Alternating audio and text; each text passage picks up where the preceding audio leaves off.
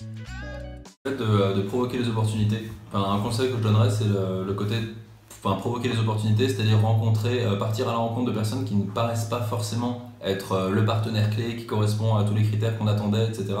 Et en fait, c'est par une discussion, par un échange, partager un verre, discuter un peu de ses projets, même pourquoi pas perso, que pas mal de nos contrats se sont signés, enfin en tout cas les premiers.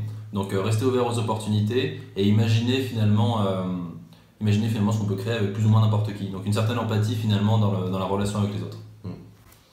Ouais, dernier petit conseil, c'est faire très très attention à son équipe. Je crois que le jour où il n'y a plus d'équipe, il n'y a plus de start-up. Donc c'est quand même le point essentiel pour moi.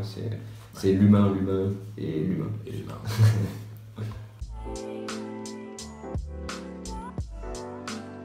Il y a une vraie difficulté pour un entrepreneur qui est d'aller tester son produit très tôt avec quelque chose dont on n'est pas fier. Pour moi, ça a été quelque chose qui était très très dur à assumer. C'est toute cette notion de MVP, d'aller présenter un produit le plus tôt possible et de le tester. Finalement, c'est assez contre-intuitif. Et ça veut dire accepter d'aller un peu se mettre à nu devant ses utilisateurs en étant très peu fier finalement de la première version, parce qu'on est toujours assez ambitieux. Nous. Alors les caractéristiques et les attraits qu'un entrepreneur doit avoir, donc je pense qu'il ne faut pas hésiter à aller parler à beaucoup de gens. Ça rejoint un peu le point sur partir à la rencontre et provoquer les opportunités. Ouais. Et il est capital, je pense, de ne pas cacher son projet. De se dire, ok, j'ai un produit top secret et tout. Nous, c'est peut-être un peu différent parce que notre produit n'est pas révolutionnaire, il y a pas une innovation tech, etc. derrière. Mais on a voulu aller le confronter à un max de personnes.